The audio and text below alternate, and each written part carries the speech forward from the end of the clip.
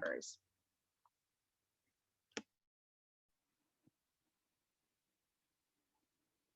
Good morning, everybody. It's Dennis Quo.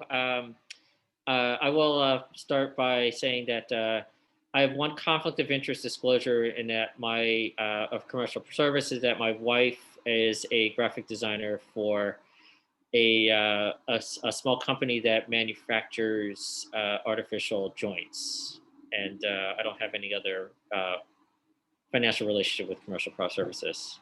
Kara? I've got none. That was it. Okay. Next slide, please. So I want to welcome everybody to, on behalf of Kara and myself, to the this ECHO. This session is to review the American Academy of Pediatrics recommendations for family presence in a hospital setting during the COVID-19 pandemic. My shout out for Kara as the liaison for Family Voices to our council is just it is so important to be able to emphasize family partnerships and the presence of families when a child or young adult is in the hospital, and how that influences health and outcomes during the hospitalization. The link for the clinical guidance is posted there, and we will go through those specifics, and then we'll get into the case. Next slide. Family presence is very much a critical component of family-centered care, patient family-centered care for all children, including and particularly those with medical complexity. You know, as we think about family-centered care, we also have to think about what family is, because there are, a variety of what we think of as family. We have to accommodate and understand just the range of what family is and means to different folks. It is about understanding and embracing dignity and respect for the patient and family, and the need for transparent and open information sharing between partners during the healthcare encounter and relationship. Family presence in hospital settings are very much as the foundation of collaboration, with the assertion that families are partners and team members in care. Families are not visitors, families are partners. And it is also important to understand that this is not just a good idea, not just a framework. There is law that supports and pushes us forward. The Americans with Disabilities Act really demands accommodations for youth and young adults with disabilities over the age of 18. We take for granted parent or family member presence in children under the age of 18, but this very much is a legal standard as well for young adults with disabilities over the age of 18. Kara, any additional thoughts? No, that's great. Hey. I think it's my turn, right? With the next slide, please. It is. Thanks. It's all yours. All right, so the picture here is of my girlie, Justice Hope. This is during one of her inpatient stays, and I brought her here to kind of go through on this slide a few of the, family presence isn't, just about presence. It's about, as Dennis was emphasizing, partnership, and it's also, legal rights that people have to reasonable accommodation.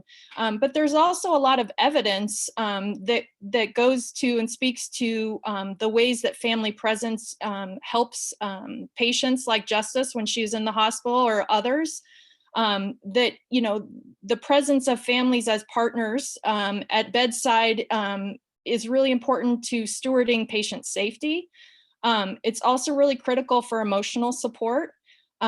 And for communication purposes, as well as accommodation for any sort of movement, and making sure that the equipment and everything that is done at bedside or throughout the hospital, transporting and going for procedures or x-rays or whatever, those are not just simple, push people around and do it. Those with medical complexity and disability often have specific ways that things need to be done. And for Justice, she couldn't be inpatient on her own, left alone, and be able to be safe, to have support, to communicate properly, to have those accommodations. It's also really integral to health and healing. There's one part of health of healing, as you can see, because my girlie, the diva, is dressed up with her Argyle socks and her hair done and stuff, and that is part of the emotional support and having someone there. But there's a lot of other aspects of having, your ally and not feeling alone, that are really integral to health and healing. And then also having family members or allies at the bedside is important for supporting staff. We all know that it's not, unless you're in the PICU, it's not one nurse to one patient. And so people are pulled all over, and that can leave patients for hours at a time without contact per se. And so the presence for those who have disabilities and medical complexity of an ally or someone at bedside is really critical to making sure that they have all of their needs met. And so these are just a few of the ways and the evidence, as to why family presence is a lot more than just mere presence. Next slide, please. And of course, I just wanted to give yet another little illustration. This is a poem that my oldest son, Gibraltar, wrote in middle school. And I thought it's really great illustration of course, the CoIIN Chaos Hospital Pediatric Wing. But as I read through it, sorry, it's a little hard to read. I'll read through it. I think by the end, you'll get why I'm using it for family presence, because the role of all of the family members, whether by blood or other type of relationship, is really critical and viewed as, seamless and directly related to how a patient lives and functions.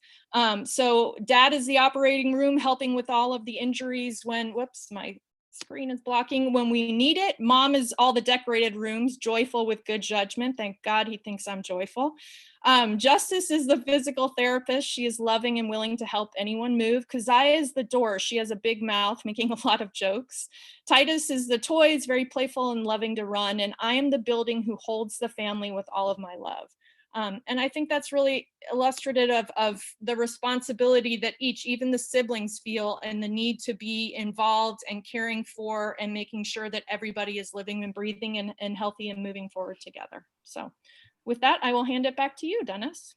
Great, thanks, Kara. It's amazing just how much we just have to listen to the kids. So the next several slides, we're going to walk through the basics of the presence of family presence in the AAP's interim report on family presence for a child or young adult who is hospitalized. Bear in mind that these are specific guidance and recommendations coming from the American Academy of Pediatrics. It is, in our view, important to know what's in here and then work from that, because there will be situations that we need to walk through that may demand understanding and then negotiation and exceptions, and that's where the case will go.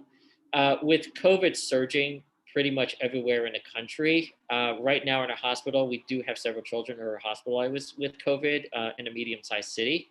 So I expect that this is happening pretty much everywhere right now. So in this slide, we start with, if a family member or caregiver is asymptomatic, can they be present with the pediatric patients in the hospital? The recommendations are to allow presence in a limited number, 1 or 2 at a time, with a child who is hospitalized.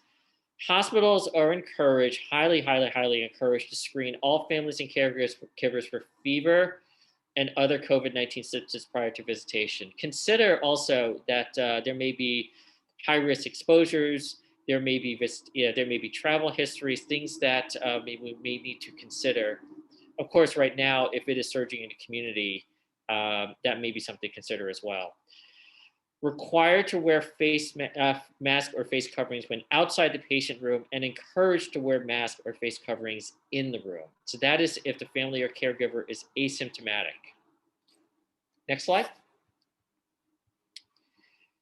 This is where if a family member or caregiver is symptomatic for COVID-19 or tested positive for the virus, can they be present with pediatric patients in a hospital? The recommendation is to first say they should not be present with a pediatric patient in a hospital if that is possible. And that is because of the infection risk of potentially bringing in somebody who can be infectious into the hospital. However, in addition to trying to identify an alternate family caregiver who is not symptomatic or positive for the virus, if an alternate caregiver is not able to be identified, hospitals and institutions should engage in shared decision-making with families and caregivers and clinicians to discuss patient and family-centered exceptions. And we'll get into, with the case, how do we go about if there is a need to be able to do exceptions. Next slide. Other considerations when a family member or caregiver is symptomatic or test positive for the virus. The hospital should consider the following unintended consequences on care and on healthcare disparities. So the first is that if there is somebody in the family, we have to consider that it may be going through the entire family, either as an infection or the impact of being isolated or quarantined. In addition, if that impacts the visitation or the ability to communicate or the ability to travel for a family, then that may also prevent families from seeking care right at the time when families do need to have care and partnership with the healthcare providers. This may be particularly acute in families that have immigration, that are immigrants, maybe from communities with a history of traumatic separation from families, for families that have personal or collective negative experiences with the healthcare system. These are areas where families just need to do, families need to do what's right, and families need to be encouraged and supported in doing what's right. Kara, any particular comments for us on this slide?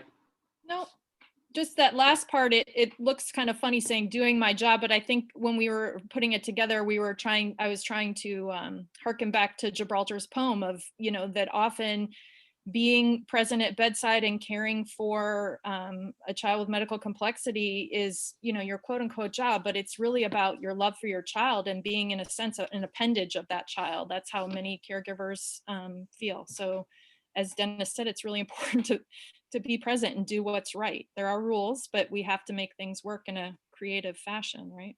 Absolutely. Thanks, Kara. Much appreciated. And next slide. Okay. So more considerations if you have a family member or caregiver who's symptomatic or test positive. So first is that a culturally responsive shared decision-making can be used to identify and address exceptions for extenuating circumstances, because it's really a balance of where risk and benefits are going to be, but the benefits of having a family member that is present and partnering for a child or young adult with medical complexity and disabilities cannot be understated. So there is a role for this type of shared decision-making for extenuating circumstances. Now, in some cases, it may be end-of-life scenarios. It may be prolonged hospitalizations, like this hospitalization may drag on for days and days for whatever reason. Also consider disability, which requires family presence, again, as part of reasonable accommodations in accordance with the Americans with Disabilities Act. Hospitals and institutions are also encouraged to refer to the Centers for Disease Control and Prevention for guidance on when it is safe for families and caregivers who have tested positive for COVID-19 to be physically present around others. Next slide. If a hospitalized child is symptomatic for COVID-19 or has tested positive for SARS-CoV, what family presence policy should be followed? So keeping in mind that there may be a policy if a child does not have COVID, and there's a policy if a child does have COVID. A limit of one family member or caregiver should be preserved when possible, but hospitals may also consider some of the following strategies. Because of the exposure risk, family members or caregivers should not leave the patient rooms while visiting. So obviously that means that the hospital needs to accommodate that with things like meal deliveries and other support mechanisms. A mask and face covering should be worn by the family member or caregiver when in the room with the child who is hospitalized, and meal delivery directly into the patient's room. Recognizing that we value and want to encourage family presence, but if a parent or caregiver is in the room for 3, 4, 5 days at a time, that presents its own set of issues. Something to consider. Next slide. I'm going to turn it over to Kara for the next several slides. All right, so I'm just going to go through in a little bit more detail these sort of exceptions to any limits that are placed on family presence. When Dennis and I were giving input on the drafting of the interim guidance, we were kind of pushing, end of life was already part of the discussion somewhat, but the accommodations for those with disabilities wasn't so much there. Because it was viewed at first maybe that it was a pediatric document, but we were pushing really hard that we don't probably do transition that great, and so there's a lot of kids that are not kids, as you'll see in the case, that are over 18, and so we have to make sure that they're being covered and that people are thinking about accommodations. I mean, and that's especially true for those over 18, but the accommodations that are required in these exceptions are really true regardless of age. So, the exceptions for end of life, sort of the guidance just kind of outlines some of the things to think about, the end of life situations need to be defined by a physician, but, warrant a case by case discussion. And as Dennis was sort of emphasizing, that transparency of the discussion, of shared decision making and talking through what's going on, not just here's the rule, and that's that, or here's the exception. It has to be a discussion.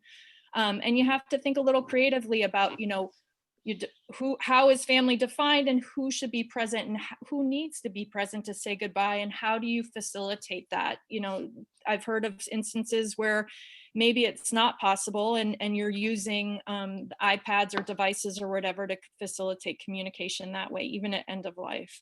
But also there's an option maybe of considering, is there a way to have an isolated family suite or a section where more than one person can be present and you can facilitate a peaceful passing. And then, with regard to accommodations, Rylan has put really wonderful links in the chat already. Thank you, Rylan. But the real basics, are in the guidance saying, just trying to trigger for people that there are issues that you need to either bring up with families, or families should feel empowered to bring up that, the rule is not just the rule, that there are accommodations that can be accessed in alignment with the ADA, and the accommodations need to be reasonable, but all of them are. And that, again, this is about conversation about how to make things happen so that we can get to the health and healing. Next slide, please. And just the next two slides are really about some of the ways that, this part of the guidance was really ways to think about how to support people who are inpatient and need family presence, or have, as Dennis was alluding to, perhaps if we're restricting that a family member can't leave a patient's room for 3 or 4 days, that causes a whole nother load of concerns. And it really does. I sort of got sick to my stomach in thinking about, I know my daily walks were really important to me when Justice was hospitalized for weeks at a time. And so you have to think of the mental health of the family the family member who's also present, and think about food. Social work consults for food and housing and other issues, that's taking care of what's going at home while the family member is present in the hospital. But as Dennis was mentioning too, meals delivered to the room. How is the family member who is present in that patient room as well eating and taking care of themselves? And then facilitating any virtual presence, of additional family members, making sure that those who have augmentative communication devices have them present to be able to communicate, and making sure that they're not alone, and that there's, presence of perhaps the 1 or 2 people at bedside, but facilitating that other presence, or virtual presence if bedside presence is not possible. And just really keeping the communication going. And the other is child life. The presence of child life depends on the hospital and how much funding and support they have for those programs. But child life can provide all kinds of toys and games and creative things for kids to do and support with them through difficult situations. And they can also provide support and communication with the family for those siblings who are at home. If families are separated because someone has to stay and can't be going in and out, how are the kids at home coping and how is everybody coordinating? And so that's a really great service to lean into. Next slide, please. Okay, so some of the things that we put in there sort of to think of, so if family presence is not going to be allowed, what should we do? Should we just, say, sorry, this is the risk benefits have been weighed and this is the decision?